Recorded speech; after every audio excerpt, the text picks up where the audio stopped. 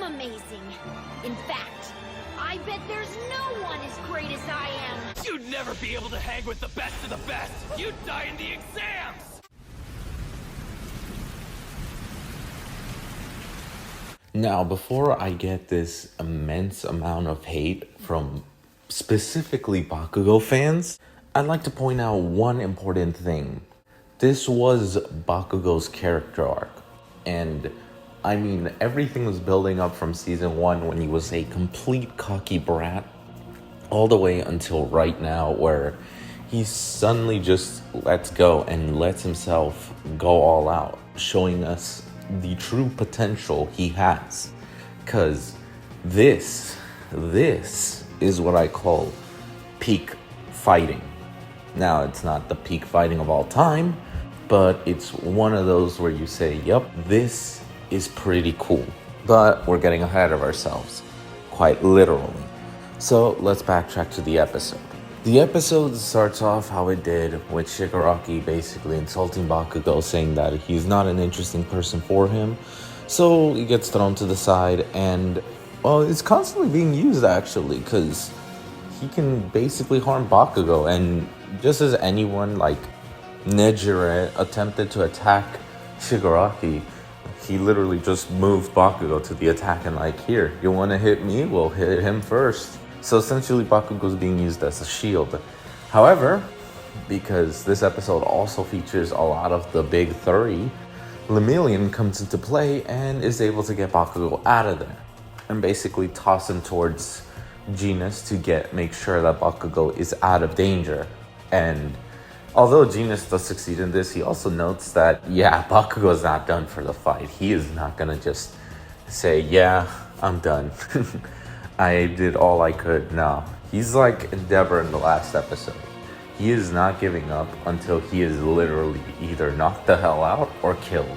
So, backtracking from Bakugo for a bit, let's go over our big three, and mainly Nejire, because she had quite the interesting development. We see her flashback, how as a middle schooler, she's definitely been always this high positive extrovert who wants to get to know people. But the way she comes is so strong, it kind of pushes people a little bit back. And yeah, she kind of was bullied a little, pushed into restraining herself, until Tamaki basically came in, and Mirio, and they basically helped her get back her original personality to let herself be, well, herself. And yeah, for the most part, we get to see these three, the big three, show off their skills. Mirio, I love that he basically goes into telling Shigaraki, hey, you're only doing this because you have no friends. It reminds me of this scene from Kingdom Hearts 3. My guess is no one's ever loved you before. Because you know nothing about hearts and love. I don't know. I mean, Mirio is a kind character. It's just he accidentally insulted Shigaraki, which caused Tenko, not Tomura, not All for One, no, Tenko, the kid who was traumatized and eventually groomed to turn into Tomura Shigaraki. No, Tenko was the one who responded. And yes, this completely caused both Tenko or Tomura, because you can even see the face just kind of dumbfounded by what just happened, and Lemillion just caught off guard. Poor Mirio, dude. He was not expecting that. He even apologized. I do feel bad for him. But yeah, they eventually, as the fight keeps going, and Tomura obviously, or All for One, shows that, yeah, they're basically just keep growing these ugly things, ugly finger disgusting things. Shigaraki kind of just sees that Lemillion is literally phasing through everything. So he is such a pointless fight that it's just wasting his time. So he kind of moves on to go for Bakugo and Genus. But we see the big three do an interesting combo move with Nejire and Tamaki do an interesting laser ability. And that's before the fact that Tamaki did attempted to use an interesting combo between Octopus and Scorpion Toxin before obviously Tomoro's body decided to create another mouth to spit all that poison out. Like, yeah, Shigaraki's showing himself to be a genuine threat, and I like that we get a semi-flashback, more of an internal thing with Tamaki, because we get to see that throughout the series as we met him, he's always had this issue with himself, his doubts, putting himself down and all this and that, and yet this moment he finally lets himself go all out and fires one of the most crazy ass lasers, with Muriel also coming in to hit Shigaraki just to assure that this attack does hit. So I love the combo. It makes me wish that the big three fought like a different villain before this. Like, we get to see them fight an actual big threat together and beat it, because clearly Shigaraki is not being beaten by these three.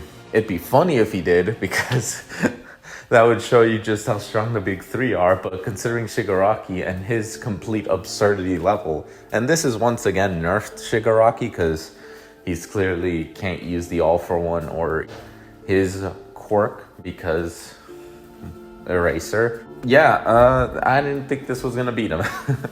Essentially, he does mock them because he basically says that, do you really think that Prime All Might, Golden Age All Might, would be beaten by such an attack? And I guess he has a point to some degree. And then we have the Bakugo scene. Now, the thing with Bakugo here is that he goes all out in a different kind of way. It feels like his brattiness, like his desire for victory, is still there. It's just, it's shifted. Because most of his thing has been using his hands for movement, for the sweat. However, the rest of his body also produces sweat. So when he actually uses a lot more of, well, his whole body as an actual weapon per se, his movement changed, because it actually caused, and this one was all for one that got the flashback per se, but it did cause all for one to be afraid, because he was reminded of the second user. And yeah, Bakugo going this insanely fast and basically landing an attack and doing these cool moves. Clearly I do not like Bakugo. I despise season 1 Bakugo. I think season 3 was okay, I guess. Season 2, he was just an annoying brat. And then as the series progressed on, Bakugo has improved. I will not lie there. But this is a way to, how do I put it? This is how it should be to end his arc. The dude, yes, he may never reach what One For All is, because I don't even think Deku, with all of the quirks, can ever reach Prime All Might. I think Prime All Might is such a absurdly strong character. I mean, it'd be an interesting analysis between current Deku versus Prime All Might, but even then, the abilities that Deku has on his disposal does put him way ahead of Bakugo. And even then, he still strives to reach that. And despite how things end with a little cool talk between Bakugo and the All Might vestige, which I think this is only possible because the movies were canon and Bakugo had a One For All in the second movie. I think he's only able to talk to the vestige because of that reason. And the fact that he wanted he can admit that, yeah, he was bratty when they first met, and something he does, which is he told All Might, was, can I get your signature? Can I get your autograph? And then we get to see poor Bakugo, or poor Dynamite, as his hero name is, get completely wrecked. As his heart gets pierced, and we see what is essentially known as the death of Bakugo. I think for a finale, because that's how the episode ends, for Bakugo's finale, I believe this fits. For one core reason alone. Bakugo has always been the type of hero that he will give it everything he has until he's either knocked the hell out or dead. And considering that he scared All For One to the point where he took it even more seriously than ever. And yeah, he has been doubting himself ever since he got his ass whooped, that his ultimate attack didn't work. He has been constantly being like, can I even reach this? Can I even do this? I believe that shows a little more than what happens, like, say, season 2, where he would rather lose than work with Deku, for example, or his bratty nature. I think Bakugo has grown, but it is unfortunate that he was beaten in such a way that looks like this. Overall, one of the best damn episodes this season. Bakugo's fierceness is an acknowledgement of his opponent's strength. I will win this! That's what it means to be a hero, Deku. If I'm so bad that I have to get help from a weakling like him, then I'd rather lose this. Don't you dare say that you'd rather lose! Let's win this, Kanchan!